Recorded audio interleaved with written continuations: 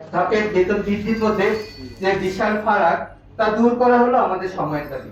আমরা চাই এমন একটি পে স্কেল যেখানে মুদ্রাস্ফীতির সাথে সামঞ্জস্য, বর্তমান বাজারদরের সাথে সঙ্গতি রেখে বেতন ব্যয় মেটাতে পুনরায় চালু করতে পদোন্নতি বঞ্চিতদের আর্থিক নিরাপত্তা নিশ্চিত করতে হবে। আমরা কোন কর্মচারী তার শতভাগ দক্ষতা নিয়ে কাজ করতে পারবো না।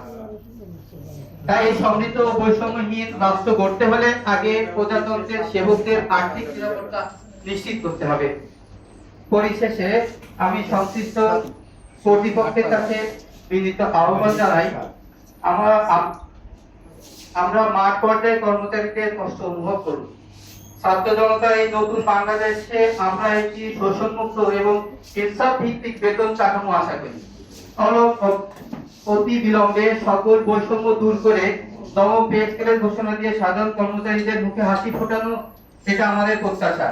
সবাইকে ধন্যবাদ জানিয়ে এবং আমাদের দাবি আদায়ের লড়াইয়ে ঐক্যবদ্ধ থাকার আহ্বান জানিয়ে আমি আমার বক্তব্য শেষ করছি। ধন্যবাদ।